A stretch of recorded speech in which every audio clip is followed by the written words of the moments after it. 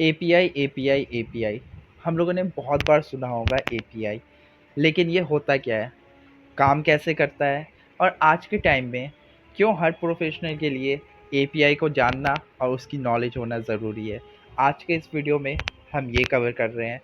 So let's begin.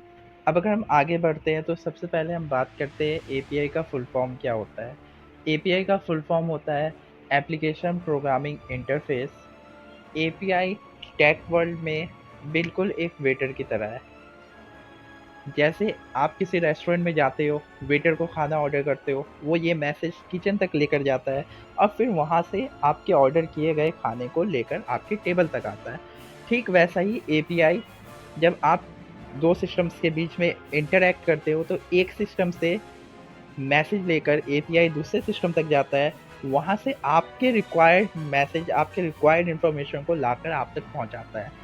बस जो API होता है वो एक वेटर की तरह होता है। जिस तरह वेटर आपके ऑर्डर को किचन तक जाकर वहाँ से फूड लाकर आपके टेबल पे देता है, ठीक वैसे ही जब हमें 2 सिस्टम्स के बीच में इंटरैक्शन करना होता है तो एपीआई उस मैसेज को एक सिस्टम से दूसरे सिस्टम तक ले जाता है और रिस्पॉन्स में उस इन्फॉर्मेशन को आप तक लाता है। ये होता है एपीआई का काम टेक वर्ल्ड में। इसको एक बहुत आसान और फनी एग्जांपल के साथ हम समझते हैं। सपोज आपके और आपके किसी रिलेटिव के बीच में कुछ अनबन हो गई है, बट आपका उसका रिलेशन बहुत अच्छा था, आप लोग बहुत कुछ शेयर करते थे या आगे इन फ्यूचर आप शेयर कर सकते थे। बट आप दोनों के बीच में एक कॉमन फ्रेंड है। तो आपका क्या है कि आपको कोई ज़रूरत है, आपको कुछ चाहिए उस फ्रेंड के घर जिससे आपका झगड़ा हो गया, तो आप डायरेक्टली नहीं जाते हो।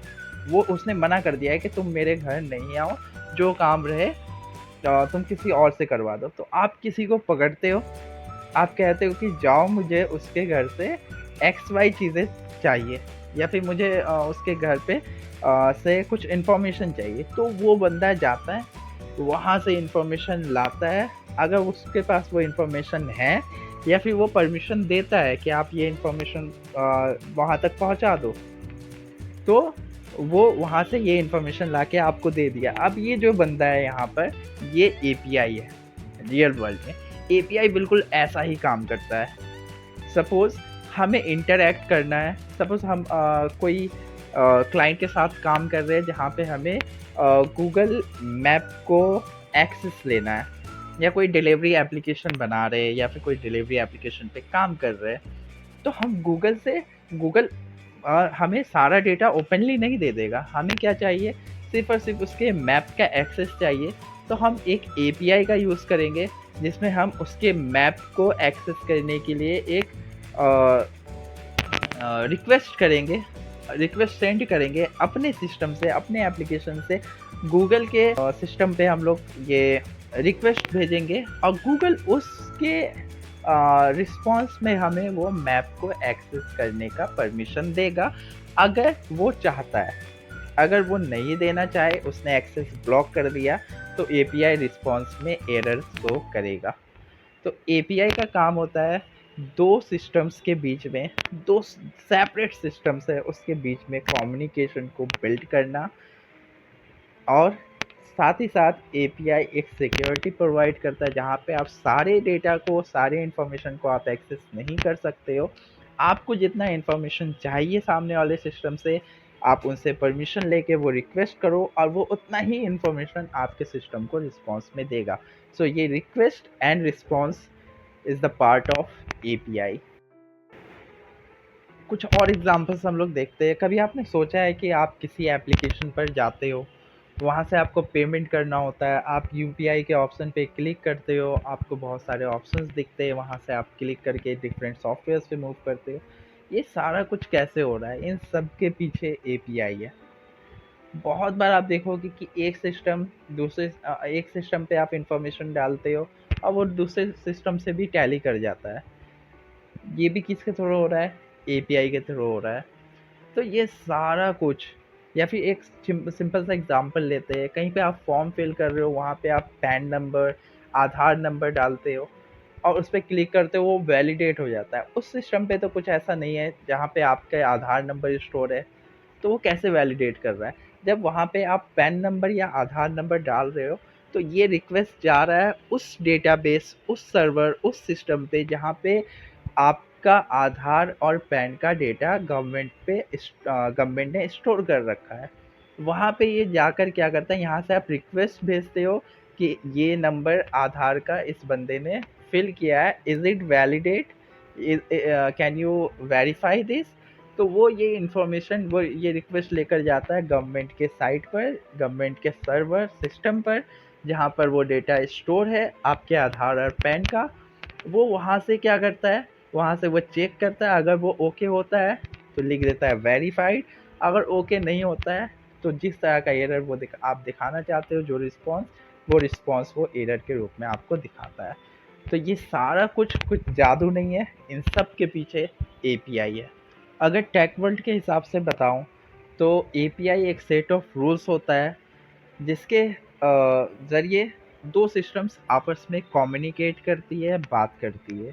सपोज़ आपने कोई ऐप बनाया और उस ऐप में आपको किसी सिस्टम से कोई डेटा चाहिए, तो आप ऐप से वो सेट ऑफ डेटा का रिक्वेस्ट जनरेट करोगे, उस सिस्टम को सेंड करोगे, फिर रिस्पॉन्स में जेसन, एक्सएमएल या फिर डेटा पैकेज के रूप में आपको रिस्पॉन्स मिलेगा आपके एप्लीकेशन पे। एपीआई सिर्फ डेवलपर्स के लिए इम्पॉर्टेंट नहीं है। अगर आप एक बिजनेस एनालिस्ट हो तो आपको एपीआई की अंडरस्टैंडिंग होनी बहुत ज़रूरी है। आपको पता होना चाहिए एक सिस्टम के अंदर एपीआई क्या डेटा सेंड कर रहा है, एपीआई क्या डेटा रिसीव कर रही है, और एपीआई का क्या इम्पैक्ट है उस पूरे एप्लीकेशन पे, उस पूरे फ्लो पे। अगर मैं रियल वर्ल्ड की बात करूँ तो अभी एज अ बिजनेस एनालिस्ट मैं एक प्रोजेक्ट पे काम कर रहा हूँ जहाँ क्लाइंट एक नया सिस्टम बना रहा है और उनका एक सिस्टम ऑलरेडी उनका डेवलप्ड है जो वो यूज़ कर रहा है। दोनों सिस्टम्स थोड़े सेपरेट है, बट जो कस्टमर्स उस सिस्टम पे है, चांसेस है कि वो कस्टमर नए सिस्टम पे भी आए। और क्लाइंट चाहता है कि जैसे ही कोई एग्जिस्टिंग कस्टमर हमारा हमारे नए सिस्टम पे लॉगिन करता है, तो लॉगिन करते ही जो उसका डेटा हमारे पास है पुराने सिस्टम पे, वो उसको विजुलाइज हो जाए उसके नए सिस्टम पर। तो इसके लिए हमें क्या करना है, हमें बैकएंड को कहना है कि एक एपीआई डेवलप करो जहाँ से हम उसके पुराने सिस्टम से एप्लीकेशन पुराने सिस्टम से हम ये डेटा फेच करेंगे, ये डेटा गेट करेंगे और अपने नए सिस्टम पे दिखाएंगे। तो इसके लिए उसने एक एपीआई डेवलप किया। Let take an example, get users detail. अब ये रिक्वेस्ट किया, जैसे ही बंदे ने लॉगिन किया नया सिस्टम पे, तो ये रिक्वेस्ट किया उसके पुराने सिस्टम को कि हमें यूज़र का डिटेल चाहिए। अब वो डेटा रिस्पॉन्स में हमें मिल रहा है, यूज़र का नाम, यूज़र की मेल आईडी, यूज़र का एड्रेस एंड XYZ डिटेल्स जो भी स्टोर्ड है और परमिटेड है।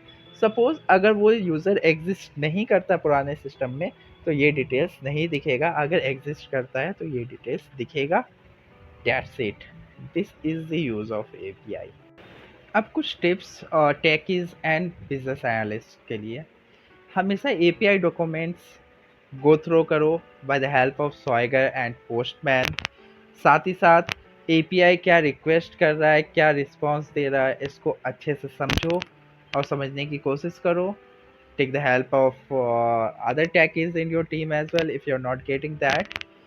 थर्ड पॉइंट, आप एपीआई के स्टेटस को समझने के लिए 200, 404, 500 जैसे कोड्स को समझो। ये कोड्स क्या हो कहते हैं, ये क्या स्टेटस बताते हैं एपीआई का। और साथ ही साथ आप एपीआई को टेस्ट करने की कोशिश करो सैंडबॉक्स एनवायरनमेंट में रहते हुए। अगर आपको स्वाइगर, पोस्टमैन या सैंडबॉक्स के बारे में जानना है या फिर एपीआई के और कोड्स के बारे में जानना है, तो आप कमेंट करके नीचे बता सकते हैं, नेक्स्ट वीडियो उसी पर होगा। तो दोस्तों, एपीआई एक इनविजिबल ब्रिज की तरह है जो दो एप्लीकेशन, दो सिस्टम्स, दो डेटाबेसेस को आपस में कनेक्ट करता है। आज के टाइम में कोई भी मोबाइल एप्लीकेशन, वेब एप्लीकेशन या कुछ भी ऑटोमेट करना without API is really impossible. And developers के लिए एपीआई डेवलप करना इम्पॉर्टेंट है, उन्हें डेवलपमेंट आना चाहिए। और एज अ बिजनेस एनालिस्ट अगर मैं बात करूं तो एज अ बिजनेस एनालिस्ट आपको एपीआई का फ्लो समझना बहुत इंपॉर्टेंट है। क्या रिक्वेस्ट जा रहा है और उसका क्या रिस्पॉन्स और उसका क्या इम्पैक्ट है हमारे एप्लीकेशन। करता हूँ इस वीडियो की मदद से आप लोगों को एपीआई का कॉन्सेप्ट अच्छे से समझ में आया होगा। अगर ये वीडियो से आपको एपीआई समझ में आया है तो don't forget to like this video, subscribe my channel and don't forget to share it with your teams and your friends. और ऐसे ही टेक वीडियोस को देखने के लिए मिलते हैं नेक्स्ट वीडियो में। Till then keep learning, keep growing.